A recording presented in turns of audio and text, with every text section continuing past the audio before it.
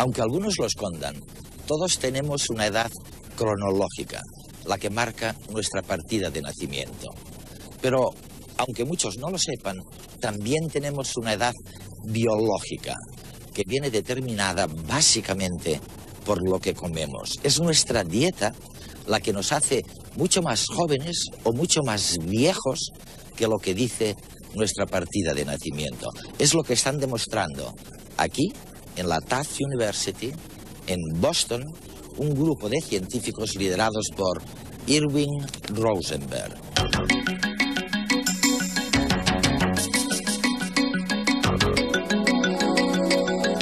En Boston, capital de la ciencia y la investigación, se encuentra el médico Irving Rosenberg. Catedrático de nutrición por la Universidad de Tufts, sus trabajos destacan la importancia de una dieta equilibrada para el mantenimiento de un cuerpo sano.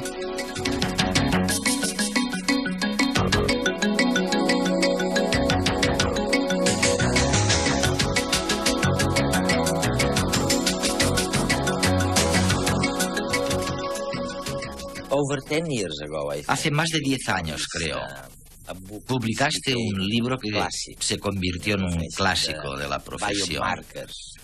Los biomarcadores, las 10 claves para prolongar la vida. Y una de las sugerencias de aquel libro es que existe la vida cronológica, que todos tenemos clara, y después la vida biológica, que probablemente es más interesante que la cronológica. Y la diferencia entre las dos se debe principalmente a la dieta y la nutrición. ¿Cierto o falso? Sí, y a la actividad física. La nutrición, la dieta y la actividad física.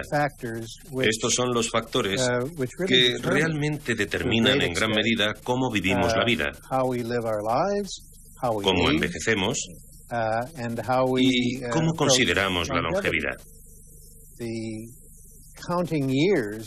El hecho simple de contar los años no es la mejor forma de determinar la edad que tiene uno.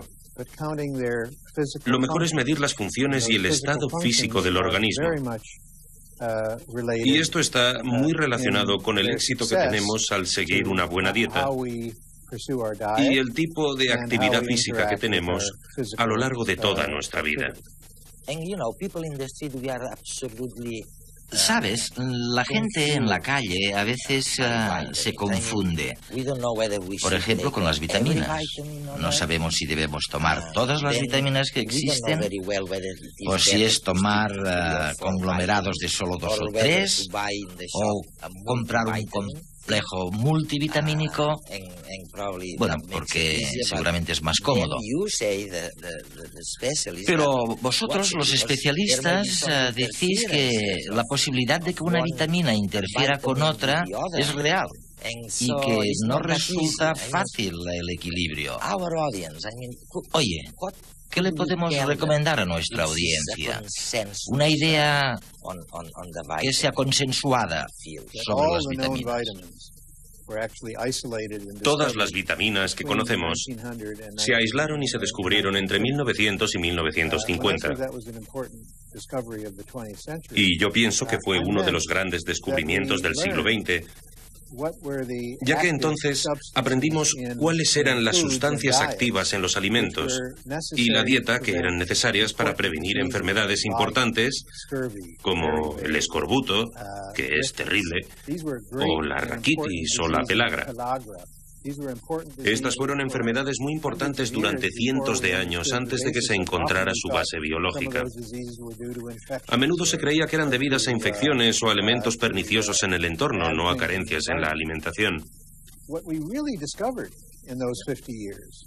Lo que realmente se descubrió durante esos 50 años es que las vitaminas son parte del suministro alimenticio, parte de nuestras dietas.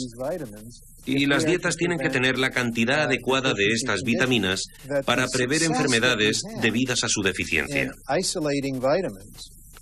Pero este éxito que se tuvo al aislar las vitaminas de los alimentos y entender sus funciones, en realidad se ha traducido en una gran facilidad para ponerlas en pastillas. Esto ha dejado en segundo plano la importancia de tomar vitaminas en la dieta y ha desplazado el énfasis a ingerir pastillas de vitaminas.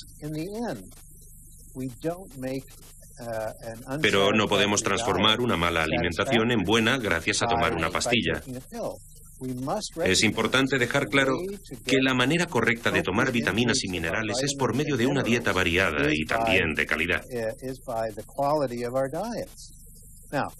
Ahora bien, hay circunstancias en las que no podremos conseguir un equilibrio vitamínico adecuado con algunas dietas determinadas. Investigaciones recientes han mejorado los parámetros que actualmente definen una buena dieta y que se encuentran en la mayoría de envases de los productos que consumimos. Así, se ha visto que niños y mujeres embarazadas son menos activos de lo que se pensaba, por lo que sus necesidades energéticas son menores. También hay que reconsiderar el caso de los mayores, ya que su actividad es muy distinta entre los 60 y los 75 años, cuando a partir de esa edad su masa muscular se reduce considerablemente.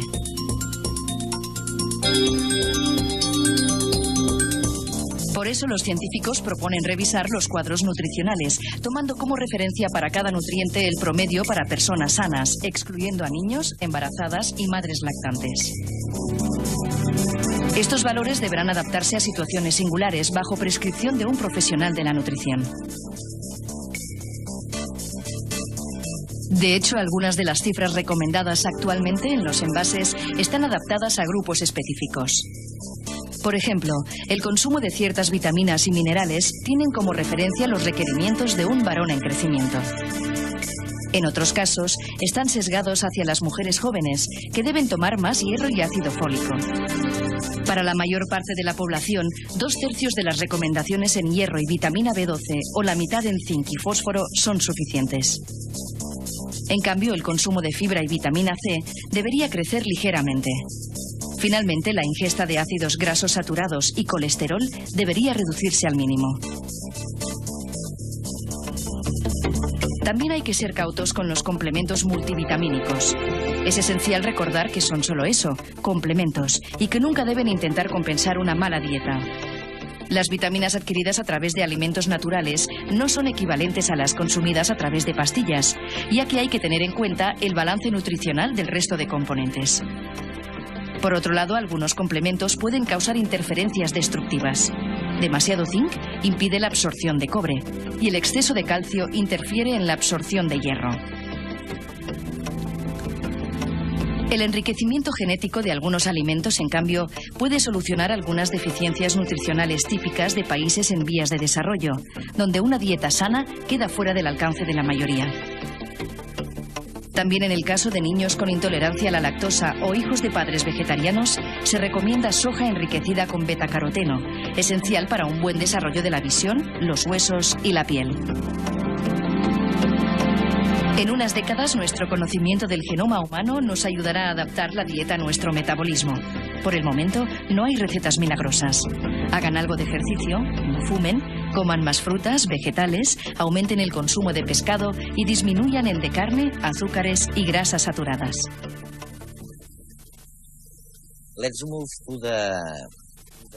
Pasemos a los alimentos sanos que están emergiendo, o los componentes de la dieta que son buenos para la salud. Entre estos, parece ser que tenemos, por una parte, lo que vosotros llamáis los fitoestrógenos, que se encuentran en la soja y en otras legumbres. Otros serían los flavonoides, bueno, en los cítricos, por ejemplo. Y los últimos, los carotenoides, que se encuentran en las zanahorias y tomates.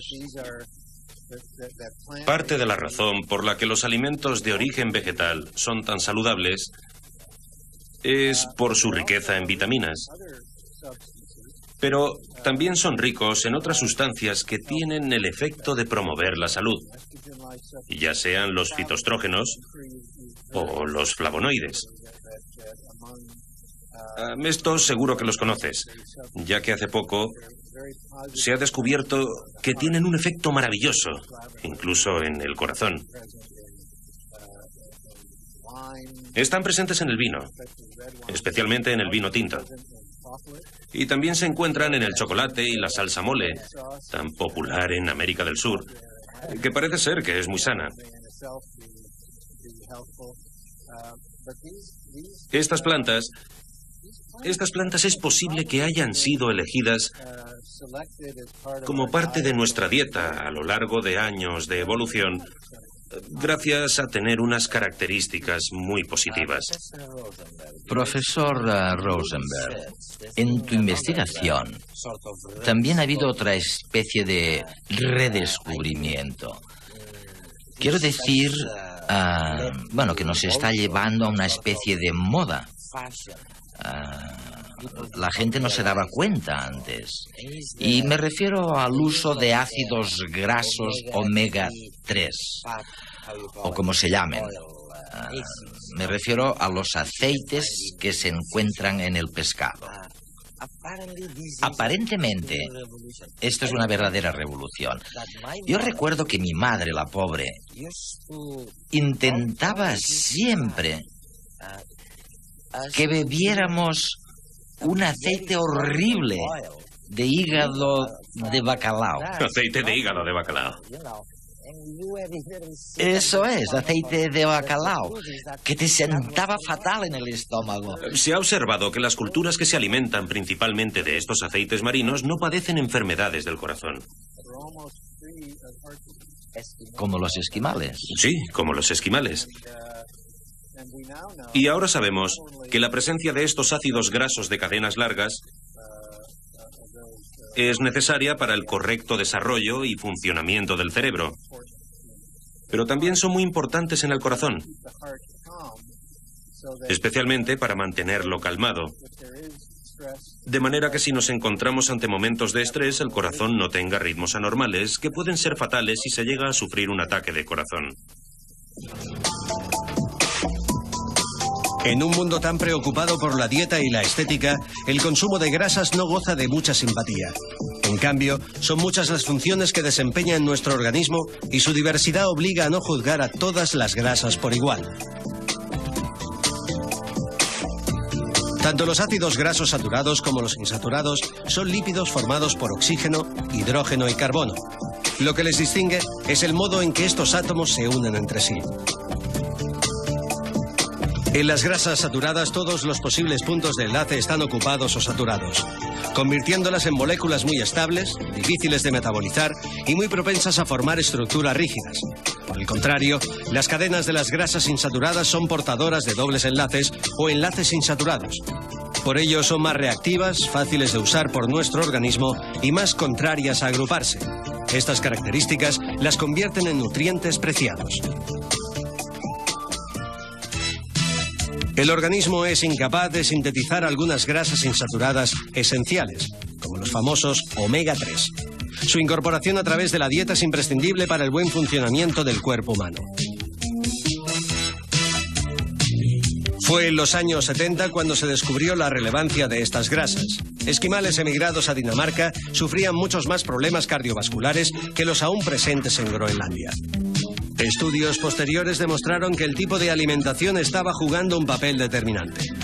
A diferencia de sus compañeros daneses, los habitantes del Ártico poseían un elevado contenido de ácidos grasos omega 3 en la sangre. Este hecho se debía a la dieta que seguía, rica en pescado azul. Las nueces, los vegetales de hoja verde, los mejillones y sobre todo el pescado azul, como el salmón o la sardina, son ricos en este nutriente. Así que los expertos en nutrición aconsejan su consumo. Esta grasa disminuye la viscosidad de la sangre, reduciendo así el riesgo de infarto y la presión arterial. Además, suele incorporarse en las membranas celulares del corazón, dotándolas de una mayor flexibilidad y protegiéndolo de arritmias y de muerte súbita. El cerebro también posee un alto contenido de estas grasas. Para una sinapsis fluida, las neuronas deben gozar de cierta elasticidad. Esto lo consiguen con membranas ricas en ácidos grasos omega 3. Por ello, las embarazadas deben ingerir gran cantidad de estas grasas para así satisfacer las necesidades del desarrollo del feto. La falta de este nutriente obliga al organismo a utilizar grasas saturadas en su lugar. Este hecho provoca la pérdida de la flexibilidad que muchas células tanto necesitan.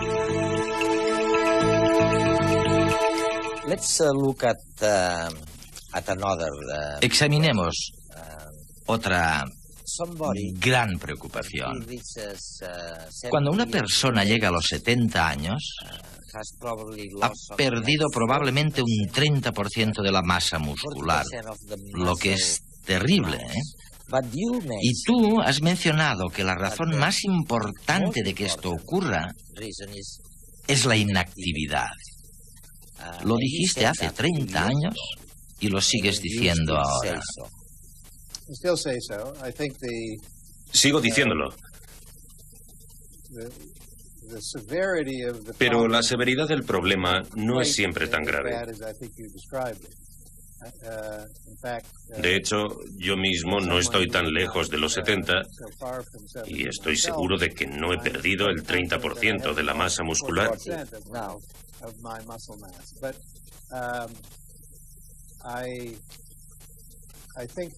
Lo que sabemos es que a partir de los 30 y los 40 empezamos a perder masa en el esqueleto, en los huesos y también en los músculos, y que de alguna manera los dos sistemas están relacionados. El ejercicio físico, una actividad regular, mantiene el estímulo en el esqueleto, en los huesos y también en los músculos. Y los dos tienen que interactuar para mantenerse. Tenemos que darnos cuenta de que lo más importante, cuando entramos en los 30 y los 40, es seguir activos. No es el momento de considerar que los ejercicios físicos y el deporte era algo que se hacía en la niñez y en la juventud. Es como un círculo vicioso, ¿no? Y si eres menos activo, se pierden algunas funciones importantes. El sistema nervioso es el que genera los impulsos que mueven nuestro cuerpo y los músculos. Y con la edad, perdemos algunas de las conexiones que existen entre el sistema nervioso y los músculos. Pero sabemos que incrementando la actividad física podemos superarlo reforzando estas conexiones entre ellos.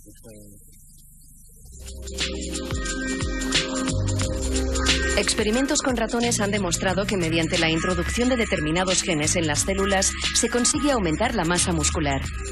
Se les denomina ratones Schwarzenegger. Pero la ciencia se plantea algo mucho más innovador. ¿Podría la propia actividad muscular provocar cambios en algún tipo de genes? Por ejemplo, en los genes que regulan el envejecimiento. Aunque pueda parecer una idea algo extravagante, lo cierto es que un ejercicio físico intenso y constante produce cambios profundos en nuestro organismo. Hace trabajar al 90% de nuestros órganos y sistemas y con su desarrollo también se fortalecen los huesos. Prueba de ello es que en condiciones de microgravedad, en las que el cuerpo realiza una actividad mecánica mínima, los astronautas pierden un 19% del tejido óseo. Aunque nos cueste creerlo, pasa algo parecido cuando realizamos una vida muy sedentaria, con poco ejercicio y una dieta inadecuada. Perdemos masa muscular, no quemamos energía y acumulamos grasas. De hecho, mucho de lo que llamamos envejecer no es más que el resultado de una vida entera de inactividad, cuyas consecuencias son ciertas enfermedades como la diabetes, la hipertensión o la osteoporosis. Pero si se conserva una buena masa muscular, se pueden prevenir estos problemas que erróneamente se asocian simplemente a la edad. Tradicionalmente, la obesidad, que suele acompañar al paso de los años, se ha relacionado con una disminución del metabolismo corporal. Los médicos que estudian el envejecimiento han llegado a la conclusión de que esta disminución del metabolismo no es debida a la edad, sino a la inactividad física. Es decir, que con la práctica de ejercicio regularmente se pueden mantener los niveles de la juventud durante toda la vida. Todavía no se han identificado los genes que conectan la actividad física con la metabólica, pero parece lógica su existencia. Es decir, que una buena masa muscular podría ser la clave para activar los mecanismos que retrasan el envejecimiento.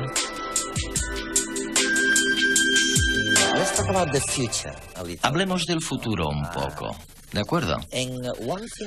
Una cosa que estoy seguro que preocupa a la gente es lo que tú denominas fortificación. En otras palabras, el enriquecimiento artificial de algunos alimentos. Bueno, tenemos el ejemplo este maravilloso del arroz de oro. El arroz en cuestión se ha enriquecido con algunas sustancias que son precursoras de vitaminas, como la vitamina A, y resulta que por el mismo precio se compra a la vez alimento, calorías y vitaminas. Oye, ¿esto es algo que va a suceder inevitablemente? ¿Se ha investigado lo suficiente para establecer que en la actualidad podemos seguir por esta vía? ¿O es una elucubración de un proyecto a largo plazo? Tu pregunta describe un ejemplo de biofortificación. Es decir, a través de la biología, que en el caso del arroz de oro es una fortificación a través de modificaciones genéticas de unos organismos.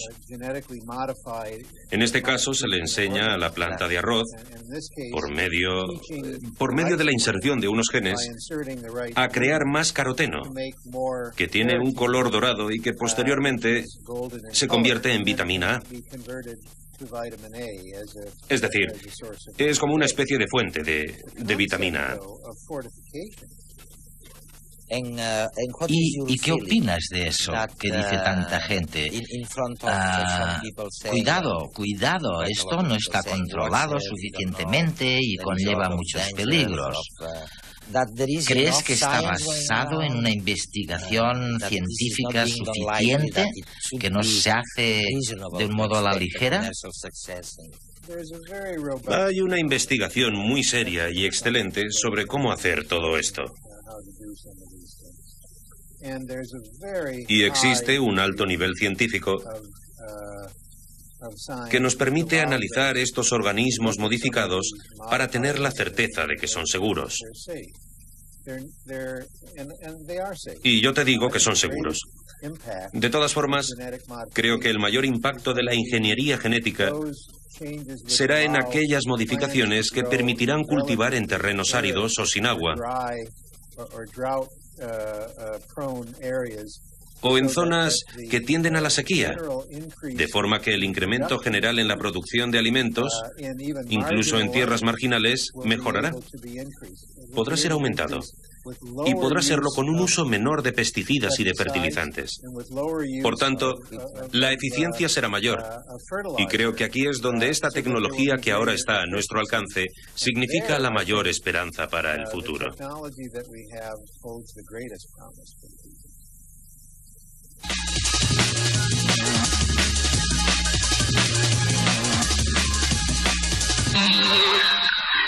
Tras la descodificación del genoma humano, los científicos pretenden identificar todas y cada una de las proteínas que integran nuestro organismo. Conocer su funcionamiento permitirá descifrar cómo se originan y desarrollan algunas enfermedades degenerativas. El 98% de las enfermedades están causadas por algún tipo de error en los productos proteicos elaborados por los genes. Según los genetistas, el desafío real se halla en aislar, identificar y conocer la función de todas las proteínas del cuerpo humano. Un mismo gen puede dar origen a más de un centenar de proteínas diferentes hechas a base de una veintena de aminoácidos. Las proteínas participan en la casi totalidad de las reacciones químicas del organismo, como llevar oxígeno a las células y catalizar las reacciones químicas. Se trata de crear una base de datos informatizada en la que se incluyan los detalles de cada proteína que se descubra. Esta información resultará de gran utilidad para la búsqueda de fármacos más eficaces y personalizados. Por primera vez en la historia se ha puesto en marcha una central eléctrica subacuática capaz de transformar las corrientes marinas en energía para uso doméstico. La particular planta se ha construido en Noruega. El proyecto consta de 20 gigantescos molinos de agua de 120 toneladas de peso en una zona de la costa noruega que registra grandes corrientes marinas. El objetivo es aprovechar las fuertes mareas para generar electricidad destinada de momento al uso doméstico. Se trata de abastecer a los hogares de electricidad de forma autónoma y respetuosa con el medio ambiente. La central de molinos acuáticos, que ha necesitado una inversión de 100 millones de euros para hacerse realidad, se ha convertido en la primera estación submarina del mundo capaz de generar 700.000 kilovatios hora cada año, lo que equivale al consumo eléctrico correspondiente a 35 hogares. Cuando las aspas de los molinos funcionen a pleno rendimiento, abastecerán a 1.500 hogares.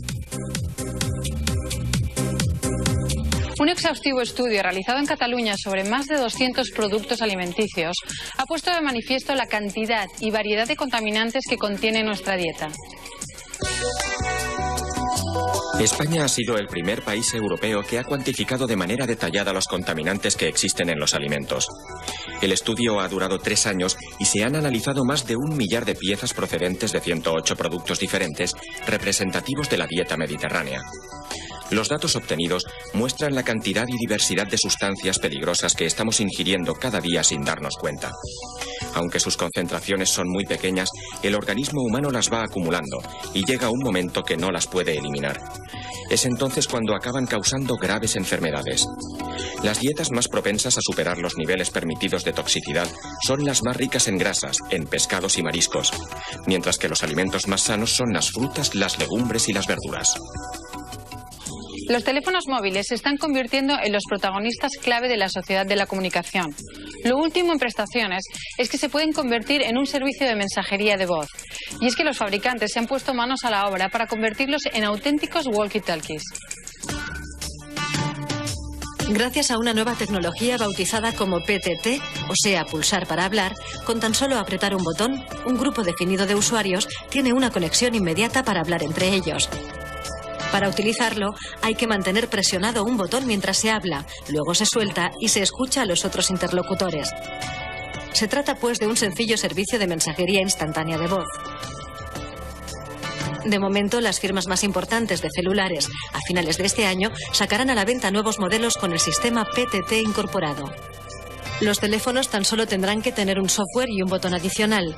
Es un servicio complementario a los SMS, ya que el emisor envía un mensaje corto a una o varias personas, pero en este caso con su propia voz. La tarifa rondará los 30 euros mensuales.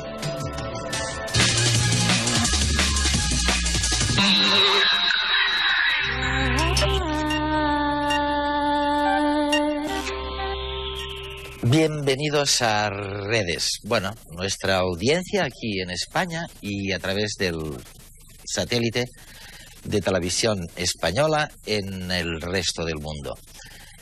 Esta vez, esta semana, vamos a abundar en esta segunda parte del programa sobre una frase que considero capital y que han oído en la primera parte. En materia de longevidad, de vivir muchos años, lo que cuenta no es poder contar los años, sino, bueno, que las funciones que desempeñamos las podamos desempeñar bien. Esta es la verdadera historia. Y no sé si ustedes, a pesar del interés creciente que vemos en todas partes por los temas de la salud, de la nutrición, no tienen la misma sensación que yo tengo, de que los investigadores, una gran parte de este programa se ha rodado en Boston, en Estados Unidos, uno de los mayores centros, bueno, si no el mayor centro del mundo en estos temas de investigación, y uno tiene la impresión de que se sabe muchísimo y de que la gente aprovechamos muy poco de lo que se sabe. ¿Es verdad eso, José? Es verdad. Realmente sabemos muchas cosas, pero una cosa es el conocimiento científico y otra cosa es cómo yo traslado, no divulgo, que también, sino cómo traslado ese conocimiento científico en una aplicación nutricional. Pues, en mi propia investigación, digo por poner una, sí, pues habrá montones de datos, pero de todos los cientos de datos, ¿cuál puedo coger yo y decir esto lo voy a traducir en un mensaje tan sencillo como usted tiene que freír así?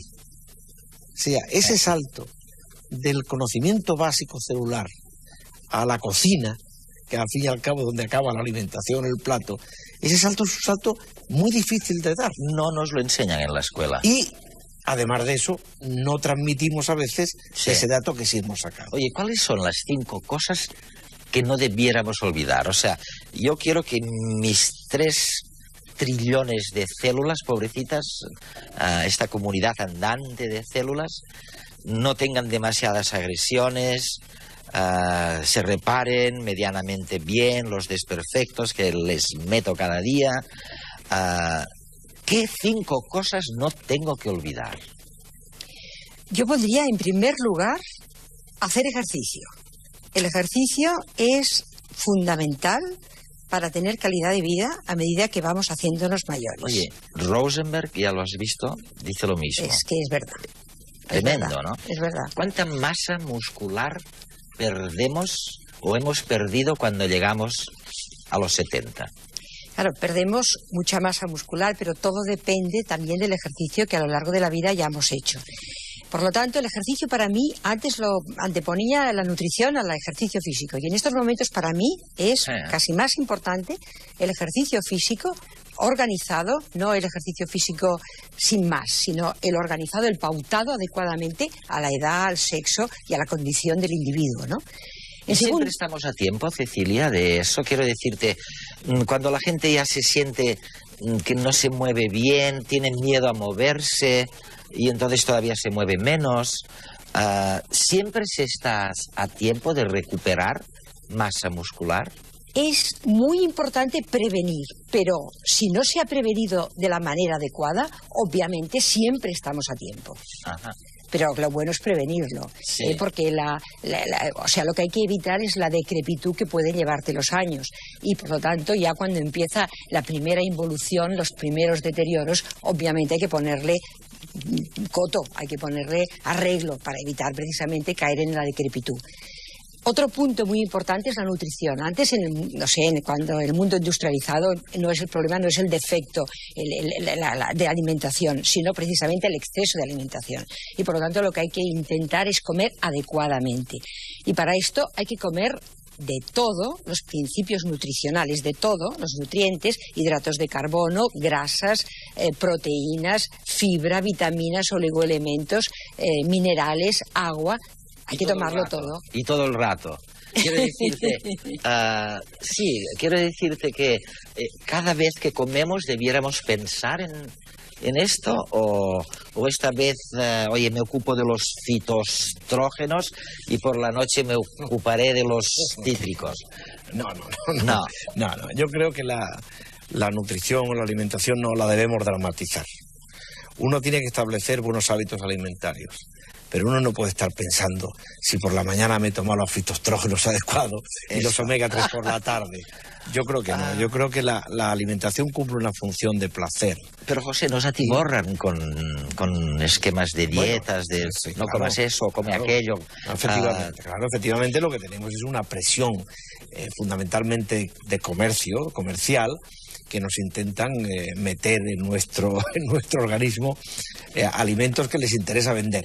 Pero yo creo que si hubiera una educación adecuada que se puede hacer, se puede elaborar una comida apetecible, agradable, por ejemplo, pero sin pautarla. Sin pautarla demasiado, dice José. No sin pautarla, me refiero al sentido de sentirse uno que uno está siendo un humano de siglos, es decir, comiendo de todo. Yo pienso que hay que comer de todo. O sea, lo importante que yo creo que hay que hacer llegar a la gente, que la grasa también es buena cuando es la adecuada, en la cantidad adecuada y de la forma adecuada. O sea, que el hidrato de carbono es imprescindible, que la proteína es absolutamente necesaria. O sea, que todo es importante. No se pueden hacer dietas con faltas de nutrientes, porque esto evita precisamente esta buena, lo que nos hablaba el señor Rosenberg, de que luego haya una buena calidad de vida en el futuro. Pero, Cecilia, toma por ejemplo los aceites. Oye, yo cuando voy a Inglaterra a veces me encontraba amigos médicos ingleses que me dicen, hombre, con esta piel usted es que se llena de aceite, ¿no? Bueno, pero por fuera o por dentro. Esto, yo qué sé, pero será pan con tomate o... Bueno, ¿es bueno o es malo? Bueno, el tema de la grasa es posiblemente la estrella ahora mismo es de la alimentación, pienso yo. El tema de la grasa no está tanto en la cantidad, que lo está también, sino en la calidad, es decir, el tipo de grasa, o el tipo de ácidos grasos.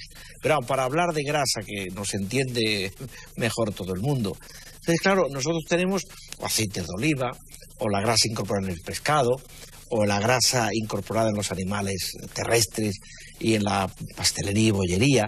Sí. Lo que hay que saber es que, como decía Cecilia, no hay nada prohibido. En la alimentación no hay nada prohibido. Pero sí que tenemos que saber que hay grasas que podemos tomar en mayor cantidad y otras en menos cantidad. ¿Cómo cuáles? Por ejemplo, el aceite de oliva. Sí. Con su riqueza oleico y antioxidantes, es un aceite básico en la alimentación. Las grasas de pescado, por los ácidos omega 3, fundamentalmente a través de algún producto que lo tenga enriquecido, es básico. Oye, perdona que te interrumpa, pero en Boston, el profesor Rosenberg, nos decía exactamente esto. Después de estudiar tanto y de investigar tanto, bueno, me dan la receta de la abuela, o sea, el hígado de bacalao. Claro. Es decir, oye, es increíble, ¿no? Y de pequeñitos no lo queríamos ni ver porque sentaba fatal, ¿no? Y ahora esto sí que lo habéis redescubierto. Absolutamente. Arenques, los omegas, sardinas, el salmón, salmón. Exactamente, los pescados azules, lo que hemos llamado. ¿Sabes quién no sabía eso? Bueno, los romanos, e incluso antes. Os voy a pasar un reportaje sobre el régimen alimenticio, ahora lo podemos saber. Y sabemos que tenían deficiencias graves.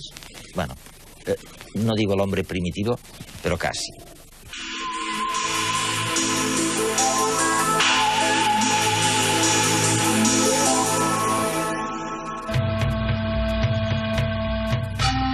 ¿Cómo se puede saber qué comían los humanos a lo largo de la historia? ¿Cuál era la dieta de las poblaciones humanas antiguas? Por una parte, los elementos traza que se almacenan en los huesos explican la historia química de su portador. Por la otra, las líneas de Harris explican su historia física. Las líneas de Harris son imágenes que se pueden observar en radiografías y que son la consecuencia de paradas en el crecimiento. Los elementos traza son elementos químicos que se encuentran en pequeñas concentraciones en los organismos vivos, que están en circulación y que se depositan algunos de ellos de forma prioritaria en el hueso y otros lo hacen en última instancia en el hueso. El análisis de elementos traza se inicia a partir de la muestra cuando éstas llegan al laboratorio. Empieza con la limpieza del hueso para posteriormente ser pulverizado y una vez tenemos esta muestra pulverizada se somete a un ataque químico para disolver los elementos traza, a un filtrado para eliminar posibles agentes contaminantes y ser procesado por un espectrofotómetro que nos va a cuantificar directamente las concentraciones de dichos elementos en el hueso. Los resultados que obtenemos de la lectura de elementos traza indican la dieta de la población.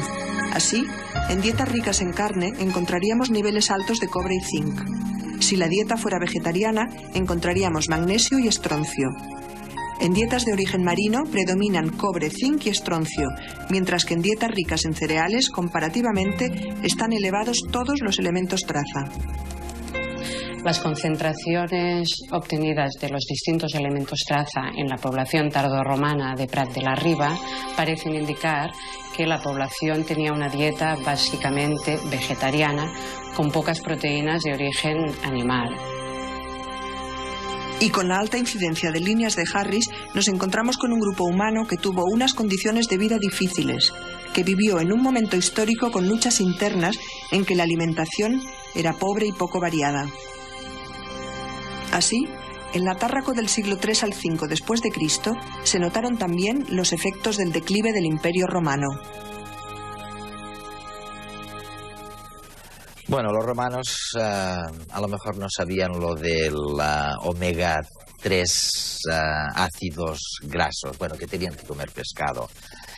Pero no, ¿sabes? Cuando a veces hablo con amigos y les recuerdo que parece el gran descubrimiento, yo no sé si lo es, José, realmente.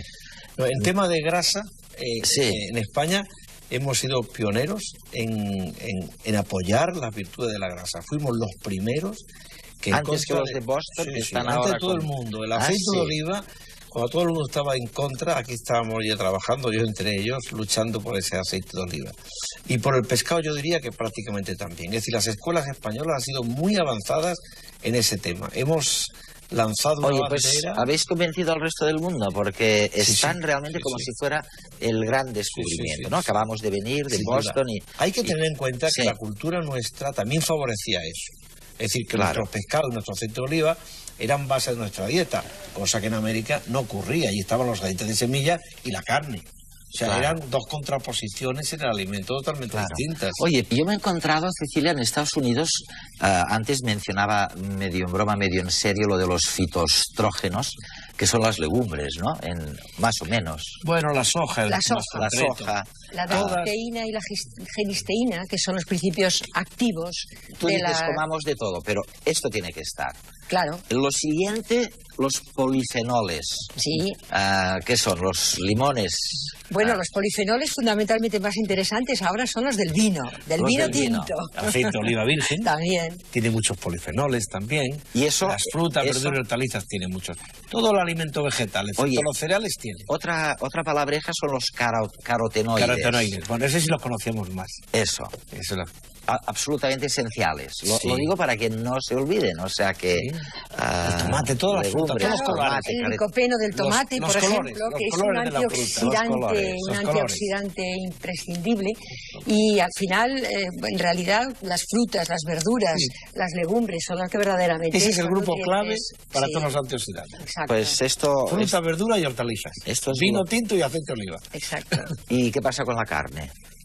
Ahí está. Bueno, en su justa medida también, porque la carne, en fin de cuentas, somos mamíferos nosotros y por lo tanto es bueno que tomemos carne, pero no diariamente y en forma desproporcionada, sino de la forma adecuada y además pues hecha de una manera también adecuada, que no transformemos esta carne en un producto nocivo. Antes había una obsesión por la carne porque era alimento escaso, era un alimento muy simbólico, y ahora era teocrático, ¿no? Y ahora ya sabemos que no necesitamos proteínas, nos sobran proteínas. Entonces, hay muchas razones, entre ellas, hacer una vaca cuesta mucha energía.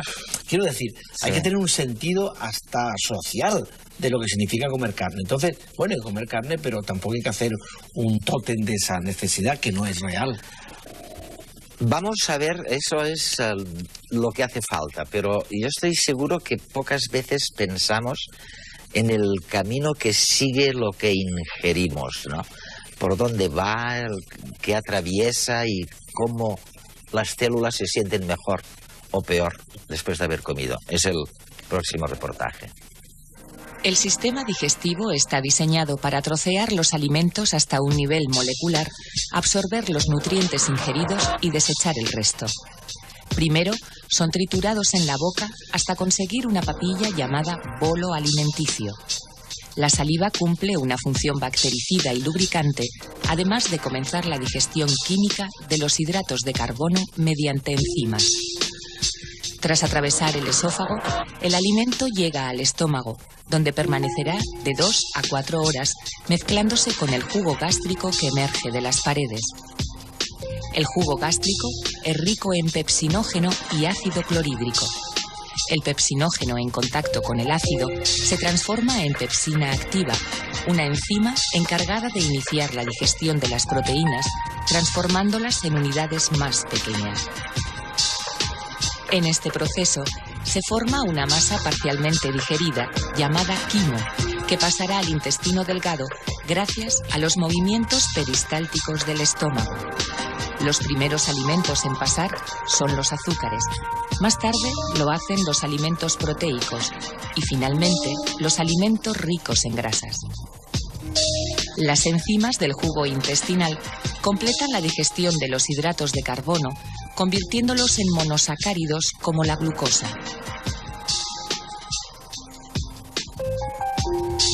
La bilis segregada por el hígado contiene sales que emulsionan las gotas de grasa del quimo, convirtiéndolas en pequeñas gotículas más fáciles de digerir.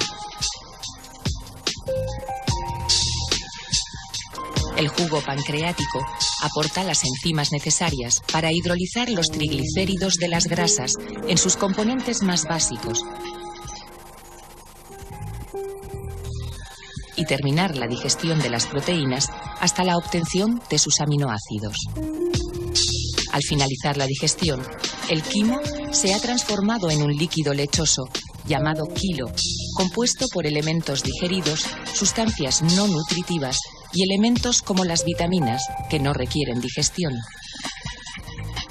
Finalmente, los nutrientes son absorbidos por las células de la pared intestinal, de donde pasan a las vías linfáticas y al torrente sanguíneo para ser distribuidos por todo el organismo. ¿Se han fijado, bueno, la cantidad de cosas que tienen que pasar cuando, oye, nos tragamos un plátano antes de que esto llegue a la sangre para hacer lo que hace falta hacer, ¿no? Es impresionante, ¿no? Y todo eso, oye, el organismo lo ha ido aprendiendo a lo largo de la evolución, seguramente equivocándose muchas veces y feneciendo en el intento el artista, ¿no? Y es una maravilla, ¿no? Sí, sí. Y nosotros hemos resistido hasta todos los cambios, hasta llegar aquí, ¿eh? Hay una lección muy importante de esa lección de fisiología, que es que esa gente que cree que hay que comer unas horas y unas cosas delante de otras y otra detrás de no sé cuánto, el digestivo no le hace falta eso. Fíjate. Cualquier problema que llega, él lo soluciona. Que si como antes, que si como después, que si como más veces, más cantidad, él lo soluciona. Y lo mezcla. Y lo arregla y lo da servido al medio interno. Y que cada alimento en realidad está formado por todo. Hidratos de carbono, grasas, proteínas. No es que cada uno tenga solamente una composición, sino que es un conjunto. Más proporción de un alimento, menos proporción de otro, pero en el fondo los nutrientes en conjunto forman parte de cada uno de los alimentos. O sea, que una manzana tiene más hidratos de carbono que un trozo de carne, pero la carne también tiene hidratos de carbono, claro. y la manzana también tiene proteína. Oye, yo os voy a pedir que os quedéis por ahí, porque hemos llegado a la cuestión. Y la cuestión hoy es un poco especial, porque el jurado de científicos que van a ver, vamos a pasar sus nombres por la pantalla, ha decidido ya un ganador entre los 500 o las 500 propuestas que ha habido en el último trimestre. El ganador tiene un nombre y además el premio que se lleva, que es un ordenador, tiene un patrocinador. Y de las dos cosas les vamos a hablar inmediatamente, porque vamos a pedir a uno y otro que vengan al plató. Más de 500 respuestas de los 5 continentes han llegado hasta la redacción de redes. El fuego, la rueda, la escritura, Internet, las matemáticas o el genoma humano centraron la mayoría de las respuestas, pero la que cautivó al jurado fue la de Rafael Ibáñez, psicólogo que trabaja como orientador de educación secundaria en el Instituto Pay Arias, en la localidad de Espejo, en Córdoba. Rafael dice que el mayor descubrimiento de la historia es el propio pensamiento científico. La principal característica de este nuevo modo de interrogar la realidad es su carácter cooperativo, en el que unos descubrimientos se construyen sobre los anteriores. Como miembros del jurado, Ramón Núñez, máster en Ciencias de la Educación y director de los Museos Científicos Coruñeses. El bioquímico Miguel Beato, que actualmente dirige el ambicioso e innovador Centre de Regulació Genòmica de Barcelona. Eudald Carbonell, doctor en Geografía e Historia y en Geología del Cuaternario, es codirector con Juan Luis Arzuaga del Yacimiento de Atapuerca. Y el físico Jordi Isern, director del Institut d'Estudis Espacials de Catalunya e investigador sobre la estructura y evolución de las estrellas y estructura de la galaxia. Está bien, ya conocemos al jurado, a los científicos que han tenido la amabilidad y la generosidad de leerse. Bueno, no ha sido nada fácil elegir al ganador. Y el ganador es Rafael Ibáñez, de Córdoba, ¿no? Así es. Rafael, oye, de verdad que tu historia es muy bonita. En tu propuesta lo que nos vienes a decir es, oye, el mayor invento, el mejor invento o descubrimiento, ya no nos vamos a pelear por eso, de la historia de la evolución es justamente el haber inventado la ciencia. Eso es lo que nos dices, ¿no?, en tu propuesta. Eso es lo que quería decir, sí, porque pensando en esta cuestión vuestra, pues se me ocurrían muchos posibles descubrimientos, ¿no? La teoría de la evolución de Darwin o los principios de Newton. Pero siempre piensas que para que se llegue a ese descubrimiento hay unos requisitos, hace falta haber llegado a otros anteriores.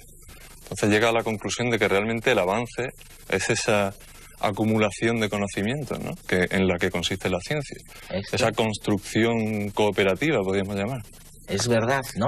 Oye, y el premio, que es un premio esplendoroso, te lo llevas gracias a que hay una empresa también muy generosa y muy innovadora, que es Accenture. Y su representante, Joan Domènech, socio de Accenture, ha venido y te ha traído, o llevado, que los catalanes nunca lo sabemos, siempre nos liamos, te ha traído el premio que yo ya veo que es fantástico, porque este no es un ordenador como el que tenía la Telefónica para llevar, sabes, la nómina hace 20 años, ¿no? Sino que esto casi te va a caber en el bolsillo. Y yo además me alegro mucho de que os conozcáis, Joan, porque tú puedes contar una anécdota. Sí, efectivamente. Tú viniste a Redes hace 4 años ya. Hace 4 años. Sí, ¿no? Y coincidimos en el programa, pero sin vernos, en entrevistas separadas con otra persona, que luego nos vimos mutuamente en la televisión. Y lo que dijimos en aquellas entrevistas nos llamó tanto la atención del uno y del otro que sí, nos pusimos a la búsqueda, ambos simultáneamente, hasta que un día nos encontramos. Y a partir de ahí se ha generado una excelente amistad y además se ha generado una relación profesional muy interesante con esta persona. O sea, que tu programa también hace amigos, hace profesionales. Es verdad, ¿sabes? No es la primera vez que ocurre, ¿eh? Que se han encontrado aquí, no se conocían. O sea, que a lo mejor te pasa a ti lo mismo con Accenture. Tú ahora estás trabajando como psicólogo. Como orientador en el Instituto Pay Arias de Espejo, en Córdoba. Pues a lo mejor un día acabas haciendo cosas con Accenture. Nunca se sabe. Oye, Joan, dale por favor sí. Y por estar un poco en punta con tu programa, lo que te hemos traído es un tablet PC, que está un poco en la punta de la tecnología. Enhorabuena, Rafael. Oye, ábrelo. Ábrelo por tu excelente respuesta. Sí. Bueno.